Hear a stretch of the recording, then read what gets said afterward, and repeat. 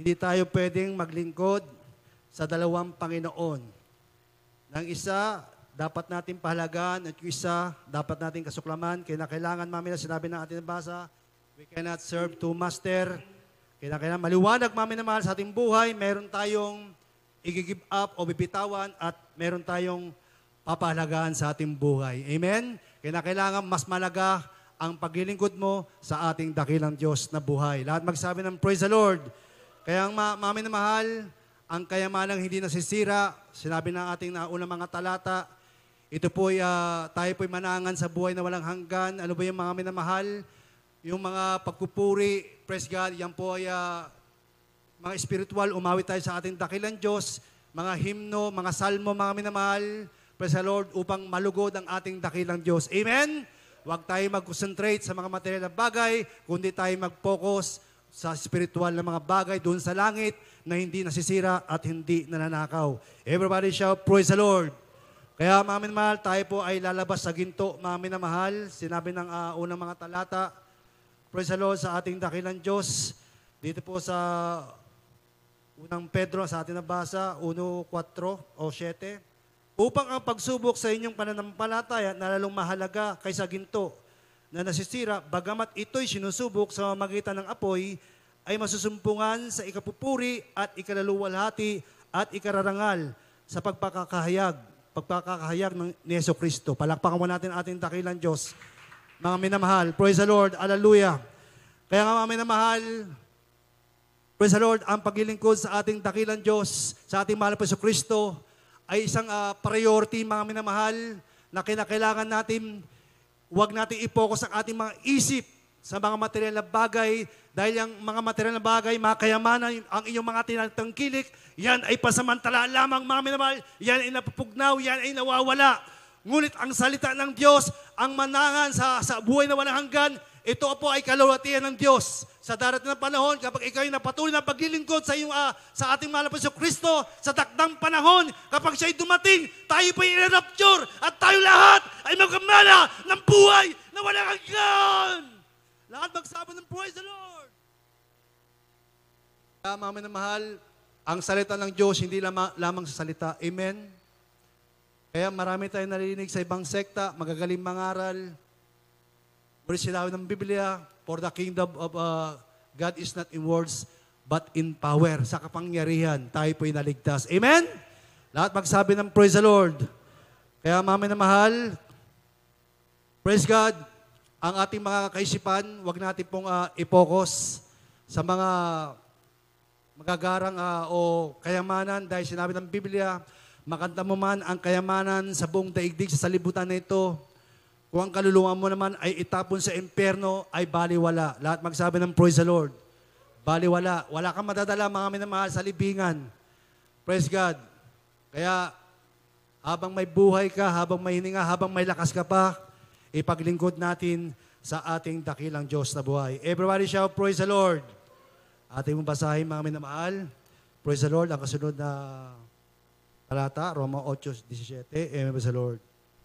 Dito po sa Roma chapter 8 verse 17, at kung mga anak ay mga tagapagmana nga, mga tagapagmana sa Diyos at mga kasamang tagapagmana ni Kristo, kung gayon nga makapagtiis tayo sa Kanya upang tayo lumulhati ng mga kasama niya.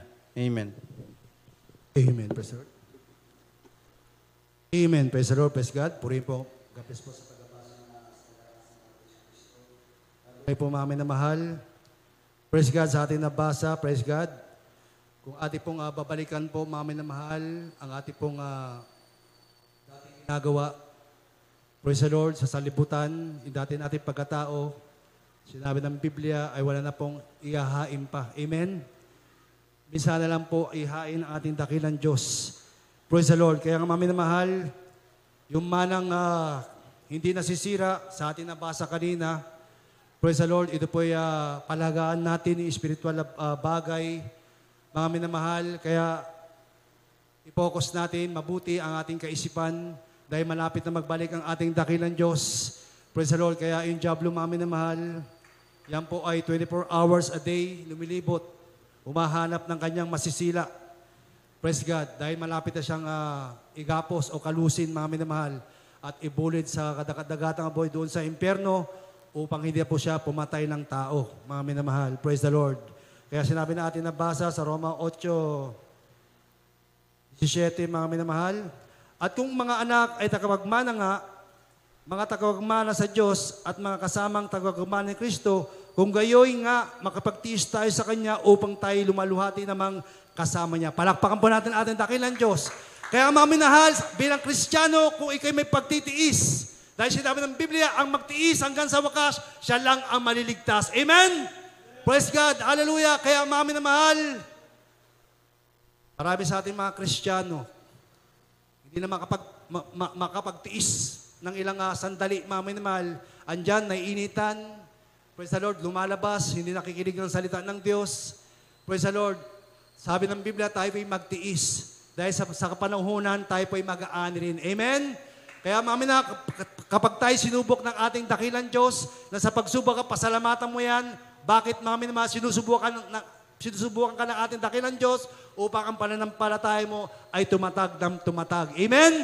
Praise God. Kapag dumadalo ka, mga minamahal, tatatag ang iyong pananampalataya dahil dito, mga minamahal, nakapakinig ka ng mga pinagpalang patotoo ang salita ng Diyos upang sa ganon, ang pananampalataya mo ay lumakas ng lumakas. Everybody shout, praise the Lord.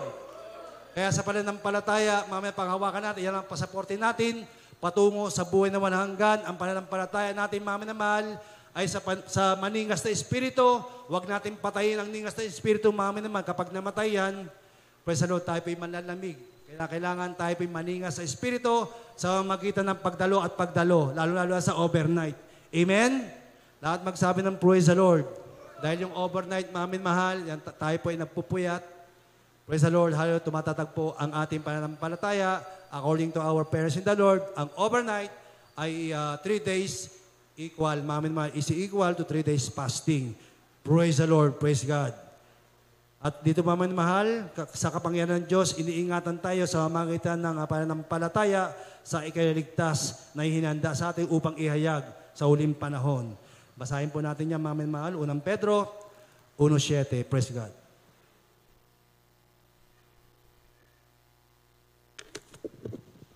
Dito po sa unang Pedro, Kapitulo 1, talata po ay 7. Upang ang pagsubok sa inyong pananampalataya na lalong mahalaga kaysa ginto na nasisira, bagaman ito'y sinusubok sa magitan ng apoy, ay masumpungan sa ikapupuri at ikaluluwalhati at ikararangal sa pagpapakahayag ni Jesucristo. Amen. Amen. Palakpakan po natin ating dakilang Diyos. God bless po sa salita ng ating mahal pa Jesucristo. Dahil sa pananampalataya, mga minamahal, praise the Lord, sa ating mahal pa Jesucristo, yan po ang ating pong magiging basehan, mga minamahal, o passport upang tayo, mga minamahal, ay makatangan doon sa buhay na walang hanggan. Yan ang ipipreserve natin, mga minamahal, yung pananampalataya natin. Yan po ang magliligtas sa atin sa tiyak na kapahamakan, mga minamahal. Kaya kapag ang pananampalataya ba ay namatay, praise the Lord, hindi tayo makakapasok sa karyan ng Diyos, mga minamahal. Kaya nga sinabi ng Biblia, ang taong walang pananampalataya sa Diyos, kailanman ay hindi kinalugdan ng ating dakilang Diyos. Kailangan ang tao ay manampalataya na may Diyos na iisa, mga minamahal. Ang tao may pananampalataya, mga minamahal, dumating man ang mabibigat na pagsubok o mga struggle sa buhay, kung patuloy ka sa paglilingkod, sa paggawa ng mabuti, mga minamahal, praise God, hallelujah, mahayag, mga minamahal, kapag ang mahal Panginoon ay bumalik, mga minamahal, makakasama ka sa piling ng ating dakilang Diyos. Lahat magsabi ng praise the Lord. Kaya mga minamahal, praise God, hallelujah, tayo po'y manangan sa buhay na wahanggan, tayo po'y mag-share sa ating mga kaibigan, mga minamahal, praise God. Kaya mga minamahal, kung tayo po ay may pagkakataon mag-share sa ating mga kapitbahay, sa ating mga kaibigan, sa mga office mate, i-share po natin yan, mga minamahal, yan po ay mabuting gawa. Amen? Upang mga minamahal, kung sila rin po, mga minamahal, ay may mga problema at mga pagsubok sa buhay, kapag yan po ay na-sharean natin, dumalo, sila po ay magkakaroon ng pananampalataya, sila rin po ay pagagalingin po, lulutasin po ang kanilang mga problema. Palakpakan po natin ang dakilang Diyos. Everybody shout, praise the Lord. Amen, praise the Lord. Kaya nga, mga minamahal, hindi sa lahat ang mga bagay na ito, tayo higit pa sa mga matagumpay sa magitan niyaong sa atin ay umibig. Basahin po natin yan. Kindly po, Roma 8:37. Amen, praise the Lord. Dito po sa Roma chapter 8 verse 37, hindi, kundi sa lahat mga bagay na ito, tayo higit pa sa mga mapagtagumpay. Sa pamagitan niyon sa atin ay umibig. Amen, praise the Lord. Everybody shall praise the Lord. These things we are more than conqueror through Him that loved us. Mga minamahal, ating masdan kung gaano kaibig ng Diyos ang salibutang ito, mga minamahal, na siya mismo ay nagkatawang tao, hinubadya ang kanyang pagka-Diyos. Praise the Lord, nakitulad sa tao. Bakit, mga minamahal? Upang ikaw, tayong lahat, ay maligtas sa tiyak na kapahamakan at tayong lahat ay magmana ng buhay na walang hanggan. Palakpakan po natin ang ating dakilang Diyos. Everybody shout, praise the Lord! Kaya, mga minamahal, dahil sa pakikipagbaka, mga minamahal, praise the Lord, makipagbaka tayo ng pakikipagbaka. Praise the Lord, manahan tayo sa buhay na walang hanggan. Kaya nga, mga minamahal, sa mga espiritual na bagay, dati-dati, nung baguhan pang Olongapo City, praise God, ang ating pong mga adult choir ay talaga pong masisipag maghayo. Mga minamahal, kahit puyat na puyat. Praise God, hallelujah. Ibalik po natin ang unang pag-ibig, mga minamahal, upang mga minamahal, dati-dati nagsishare tayo po ay umahayo, kahit po overnight, inahanap po ng Diyos yung unang pag-ibig natin. Palakpakan po natin ang ating dakilang Diyos. Dati-dati, umahayo pa po, kahit puyat, mga minamahal, alam na po natin kung sino pa mga elders na yan, mga adults choir, ibalik po natin yan, mga minamahal, upang marami pong maligtas na kaluluwa. Praise God, hallelujah. Dahil kapag tayo naghahayo, dahil may anointing tayo, mga minamahal, overnight, kapag tayo nag-share, praise the Lord, may anointing tayo, sila po ay makihikayat na dumalo sa ating gawain. Amen? Lahat magsabi ng praise the Lord. Kaya tayo, mga minamahal, praise God, manahan tayo sa buhay na walang hanggan. Praise the Lord, hallelujah, sa mabuting pakikipagbaka. Yan ang sinabi ng Biblia, yan po basahin natin, 1 Timoteo 6:12, amen, praise God. Dito sa 1 Timoteo, Kapitulo 6, talatang 12. Makipagbaka ka na mabuting pakikipagbaka ng pananampalataya. Manangan ka sa buhay na walang hanggan, na dito'y tinawag ka at ipinahayag mo ang mabuting pagpapahayag sa harapan ng maraming mga saksi. Amen. Amen. Lahat magsabi ng praise the Lord. Kaya nga, mga minamahal, gaya ng sinabi ko, dati-dati, yung mga ating mga adults choir, pagkatapos ng overnight, sila po yung naghahayo, nag-share, kung gaano sila pinagpala ng ating dakilang Diyos, pinagaling sa kanilang mga karamdaman, niyahayag sa mga tao. Ibalik natin, mga minamahal, ang ganung klase, mga minamahal, upang ating mga kababayan, sila po ay mahayuan, mga minamahal, at magkaroon ng pananampalataya. At kapag sila ay dumalo, mga minamahal, kapag may problema, may struggle sa buhay, may karamdaman, sila rin ay pagagalingin at lulutasin ang kanilang mga problema. Everybody shout, praise the Lord! Kaya, mga minamahal, hindi lang po yung ating mga kababayan na mayayaman ng ating hayuan po natin yung ating mga kababayan kahit ito po'y mahirap. Dahil mga minamahal, praise God, mas iniibig ng Diyos yung mga dukha. Everybody shout, praise the Lord. Kaya, mga minamahal, napakalaga ng pag-share ng ating mga patotoo. Sinabi na ating nabasa sa 1 Timoteo 6:12 na makipagbaka ng pananampalataya, manangan ka sa buhay na walang hanggan, na dito'y tinawag ka at ipayag mo ang mabuting pagkapayag sa harapan na maraming saksi. Kaya, mga minamahal, ang ating mga kababayan, sila po ay uhaw sa salita ng Diyos. Praise God, dahil kapag, mga minamahal, yan po ay nasharean mo, may mga karamdaman, sila po ay magkaroon rin ng pananampalataya, mga minamahal, sila rin po ay dumalo sa ating pananambahan, sila rin po ay magkaroon ng kagalingan, sa lahat ang kaligtasan at buhay na walang hanggan. Lahat magsabi ng praise the Lord. Basahin po natin ang kasunod na talata dito po sa Job 22:15. Amen, the Lord. Dito po sa Job chapter 22 verse 15, iwang papatuluyan ang dating daan na nilalakaran ng mga masamang tao. Amen. Amen. Praise the Lord. Everybody shout, praise the Lord.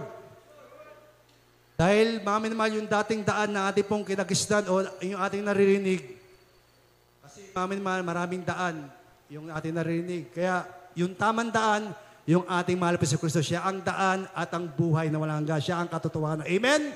Hindi po yung daan patungo sa kapahamakan. Sinabi po ng ating nabasa na nilalakaran ng masamang tao. Yan po ang sabi ng Biblia, mga minamahal, kundi tayo po ay tumungo sa tamang daan. Ano ang tamang daan?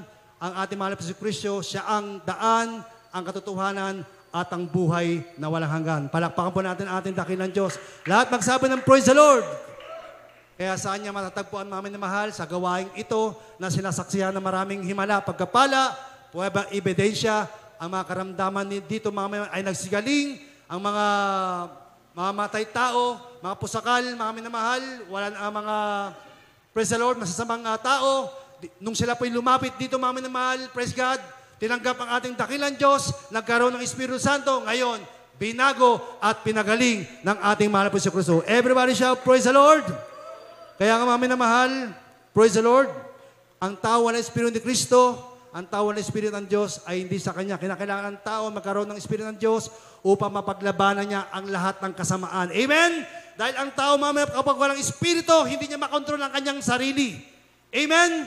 Lahat magsabi ng praise the Lord, kinakailangan ng tao magkaroon ng Espiritu ng Diyos, mamaya upang siya magkaroon ng kapangyarihan, upang malabanan niya ang lahat ng kasamaan, ang laban sa lahat ng kaaway, mga minamahal.